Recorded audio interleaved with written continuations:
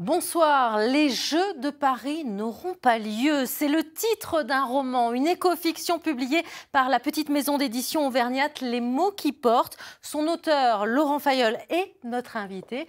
Bonsoir Laurent Fayolle. Bonsoir. Alors c'est votre premier roman. Vous nous offrez un thriller à quelques semaines des Jeux Olympiques de Paris, dans une France en pleine crise politique et qui doit faire face à des intempéries extrêmes en raison du dérèglement climatique. Alors lorsque l'on vous lit, c'est surprenant, on se croirait un petit peu dans la réalité, à commencer par cette dissolution de l'Assemblée nationale.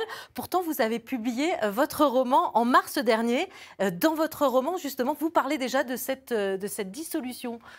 Oui, je parle de la dissolution de l'Assemblée nationale. J'avais besoin de trouver un langage romanesque adapté pour transcrire l'idée selon laquelle les pires choses arrivent toujours au pire moment.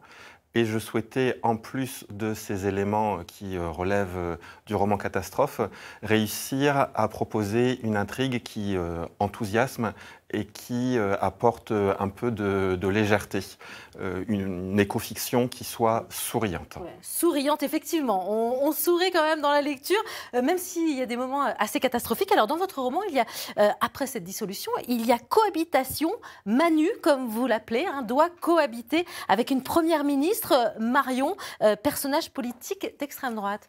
Ça faisait partie de ces éléments de décor en choisissant les JO comme étant le pire moment de mon intrigue. J'ai convoqué deux éléments de décor qui sont le sport et la géopolitique.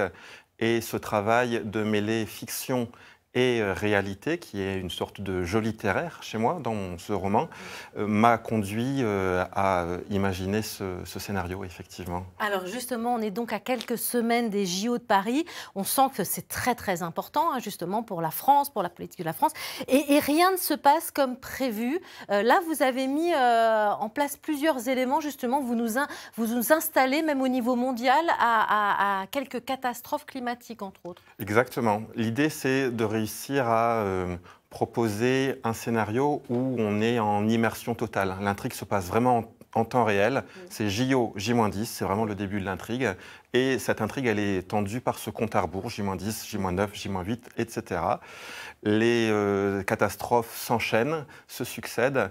Et pour traduire tout cela au niveau de la tension romanesque, j'avais besoin que les chaînes de commandement dysfonctionnent. J'avais donc besoin d'une situation géopolitique explosive.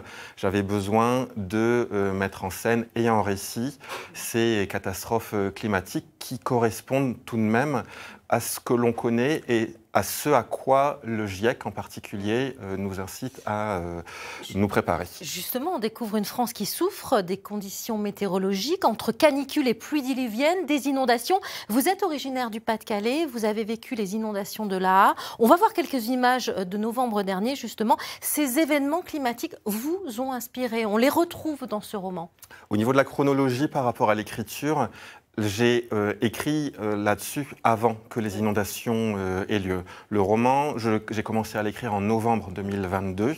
J'avais non pas anticipé, mais extrapolé sur différentes catastrophes. On évoquait la dissolution de l'Assemblée nationale, on évoque là à présent les inondations dans le Pas-de-Calais, en particulier la crue de la Aa, mais on pourrait aussi évoquer le regain de tensions et de violence en Nouvelle-Calédonie et dans le Pacifique. Tous ces éléments-là, il s'agit d'extrapolation en fait. Il y avait... tout cela était dans l'air déjà à l'époque, il y avait le flair et l'envie d'en faire quelque chose qui soit cohérent dans un langage romanesque. Un tsunami à Tahiti qui empêche l'épreuve des JO de surf aussi. Oui, oui, là pour le coup c'est là où je fais le preuve de plus, on va dire, d'extrapolation par rapport à la situation réelle, puisque le relief sous-marin de Tahiti protège plutôt bien cela étant, à l'issue de la première version d'écriture du roman, puisqu'il y a eu plusieurs versions avec un travail éditorial notamment, à l'issue de la première version d'écriture, quelques jours plus tard, le site de surf est ravagé, non pas par un tsunami, mais le danger là-bas venait d'une crue, venait de la montagne. Vous êtes un ancien militant écologiste. Ce roman, c'est une manière d'alerter justement sur les enjeux au niveau climatique de notre planète? Je conserve toutes mes sympathies pour les mouvements écolos, je conserve ce compagnonnage. Et je suis effectivement heureux de réussir à transcrire avec cet appétit que j'ai pour le roman des éléments qui correspondent complètement comment dire, à ce qui est le plus chaud dans notre époque.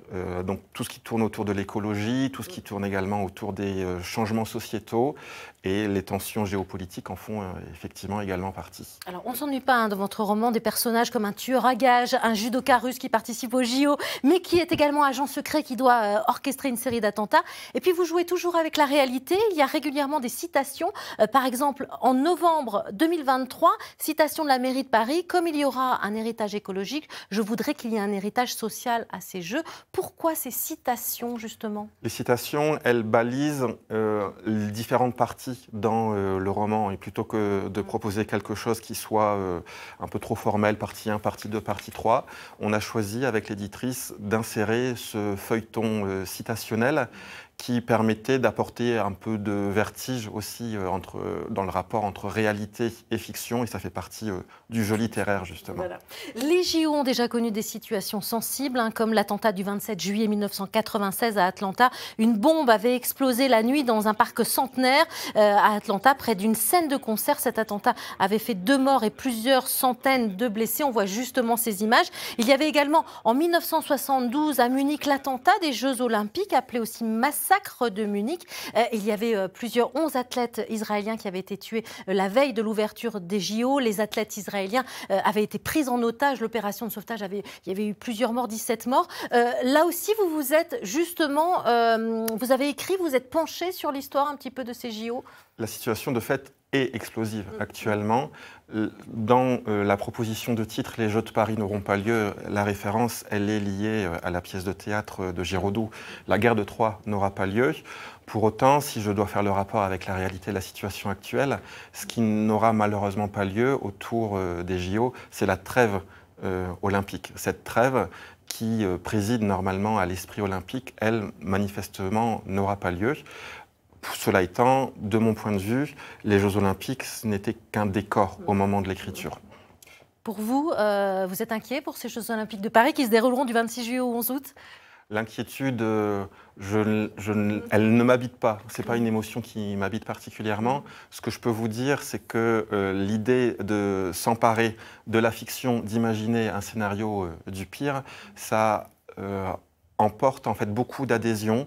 Ça rassure et ça permet également de se réconcilier avec notre époque, et c'était l'ambition de mon projet romanesque. Juste en 10 secondes, vous avez choisi une petite maison d'édition Les Mots qui portent dans l'Allier. Pourquoi? Qu'est-ce que vous avez aimé?